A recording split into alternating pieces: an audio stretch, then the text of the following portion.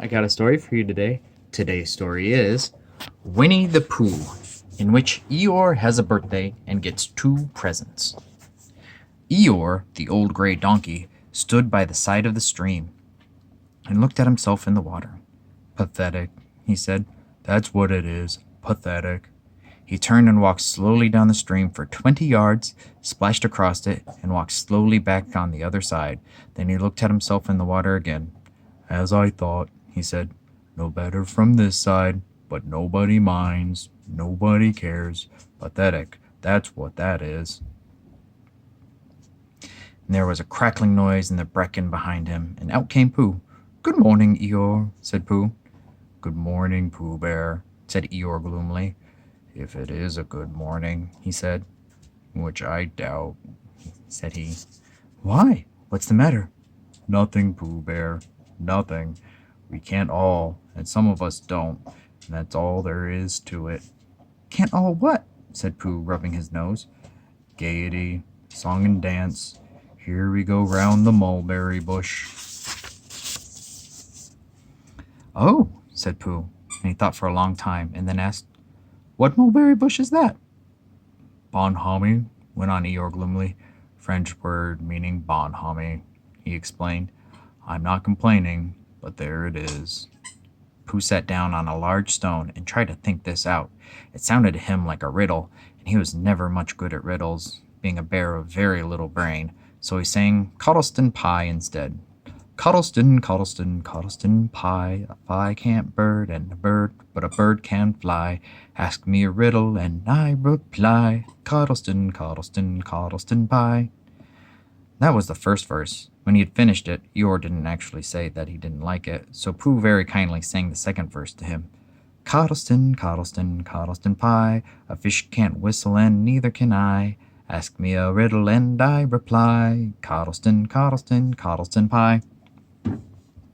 Eeyore still said nothing at all, so Pooh hummed the third verse quietly to himself. Cottleston, Cottleston, Cottleston Pie. Why does a chicken? I don't know why. Ask me a riddle and I reply, Cottleston, Cottleston, Cottleston Pie. That's right, said Eeyore. Sing umpty tiddly, umpty too. Here we go gathering nuts in May. Enjoy yourself. I am, said Pooh. Some can, said Eeyore. Why? What's the matter? Is anything the matter? You seem so sad, Eeyore. Sad? Why would I be sad? It's my birthday, the happiest day of the year. Your birthday? Said Pooh in great surprise. Of course it is. Can't you see? Look at all the presents I have had. And he waved a foot from side to side. Look at the birthday cake, candles, and pink sugar.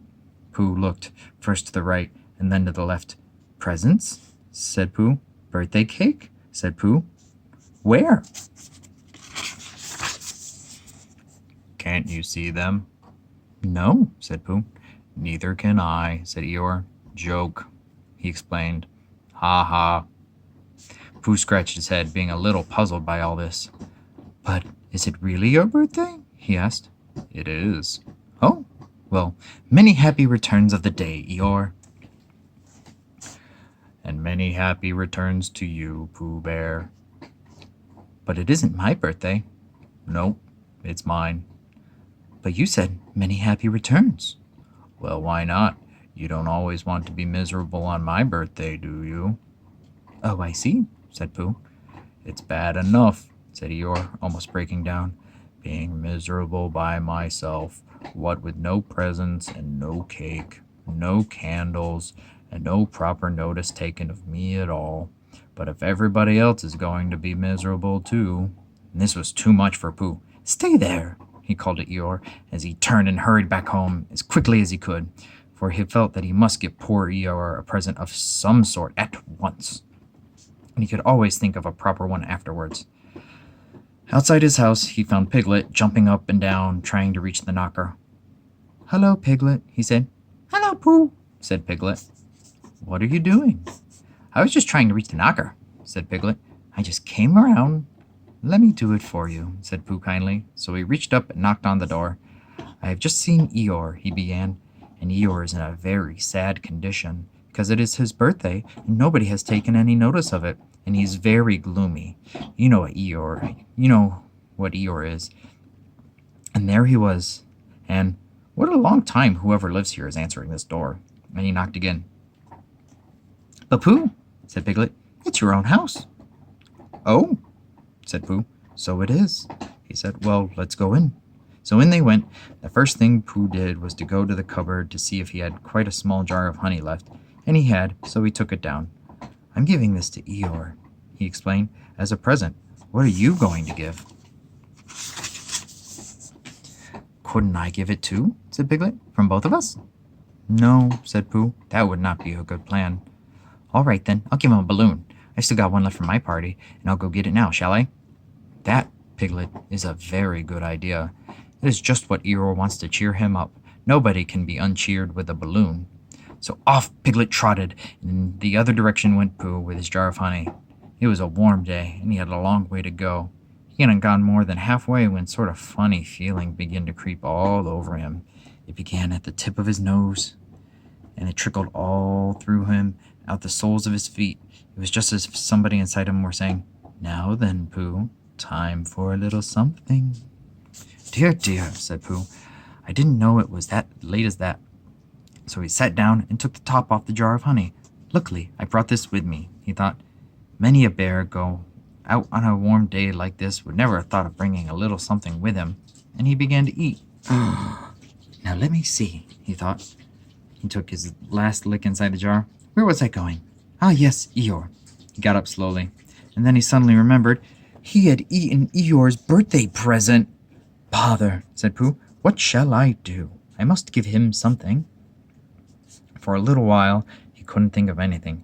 Then he thought, "Well, it's a very nice pot, even if there's no honey in it. And if I washed it clean and got somebody to write a happy birthday on it, Eeyore could keep things in it, which might be useful." So, as he was just passing the 100-acre wood, he went inside to call Owl, who lived there. "Good morning, Owl," he said. "Good morning, Pooh," said Owl. "Many a happy returns of Eeyore's birthday," said Pooh. "Oh, is that what it is?" "What are you giving him, Owl?" "What are you giving him, Pooh?" "I'm giving him a useful pot to keep things in, and I wanted to ask you—" "Is this it?" said Owl, taking it out of Pooh's paw. "Yes, and I wanted to ask you—" "Somebody has been keeping honey in it," said Owl. "You can keep anything in it," said Pooh earnestly. "It's very useful like that, and wanted to ask you to— "You ought to write a happy birthday on it." "That was what I wanted to ask you," said Pooh, "because my spelling is wobbly. It's good spelling, but it wobbles, and the letters get in the wrong places. Would you write a happy birthday on it for me?" "It's a nice pot," said Owl, looking at it all around. "Couldn't I give it too, from both of us?" "No," said Pooh. "That would not be a good plan. Now I'll just wash it first, and then you can write on it." Well, he washed the pot out and dried it, and while Owl licked the end of his pencil, he wondered how to spell birthday. "Can you read, Pooh?" he asked a little anxiously. "There's a notice about knocking and ringing outside my door, which Christopher Robin wrote. Could you read it?" "Christopher Robin told me what it said, and then I could." "Well, I'll tell you what this says, and you'll be able to." So Owl wrote, and this is what he wrote. "Hippy Pappy Thooty." He spelled it all wrong. Pooh looked on admiringly. "I'm just saying a happy birthday," said Owl carelessly. "It's a nice long one," said Pooh, very much impressed by it. "Well, actually, of course, I'm saying a very happy birthday with love from Pooh. Naturally, it takes a good deal of pencil to say a long thing like that." "Oh, I see," said Pooh. While all this was happening, Piglet had gone back to his own house to get Eeyore's balloon. He held it very tightly against himself so that it shouldn't blow away. He ran as fast as he could so he could get to Eeyore before Pooh did, for he thought that he would like to be the first one to give a present, and just as if he thought of it without being told by anybody, and running along and thinking how pleased Eeyore would be, he didn't look where he was going, and suddenly he put his foot in a rabbit hole and fell down flat on his face. Poof! Bang! Piglet lay there, wondering what had happened. First he thought the whole world had blown up, and then he thought about perhaps only the forest part had. And then he thought that perhaps only he had, and he was now alone in the moon or somewhere, and he would never see Christopher Robin or Pooh or Eeyore again. And then he thought, well, even if I'm in the moon, it didn't need to be face downwards all the time. So he got cautiously up and looked about him. He was still in the forest. Well, that's funny, he thought. I wonder what that bang was. I couldn't have just made a noise just by falling down. Where's my balloon? And what's this small piece of damp rag doing? It was the balloon. Oh dear, said Piglet. Oh dearie, dear. Well, it's too late now. I can't go back, and I haven't another balloon. Perhaps Eeyore doesn't like balloons very much. So he trotted on, rather sadly now, and down he came to the side of the stream where Eeyore was, and called out to him. Good morning, Eeyore, shouted Piglet. Good morning, little Piglet, said Eeyore. If it is a good morning, he said. Which I doubt, said he. Not that it matters, he said. Many happy returns of the day, said Piglet, having now got closer. Eeyore stopped looking at himself and in the stream, and just turned to stare at Piglet. Just say that again. Many happy... Wait a moment. Balancing on 3 legs, he began to bring his 4th leg very cautiously up to his ear. I did this yesterday, he explained as he fell down for the 3rd time. It's quite easy, so I can hear better. There, that's done it. Now then, what were you saying? He pushed his ear forward with his hoof. Many happy returns of the day, said Piglet again. Meaning me? Of course, Eeyore. My birthday? Yes. Me having a real birthday? Yes, Eeyore, and I bought you a present. Eeyore took down his right hoof from his right ear, turned around, and with great difficulty put up his left hoof. I must have that in the other ear, he said. Now then. A present, said Piglet very loudly. Meaning me again? Yes. My birthday still? Of course, Eeyore.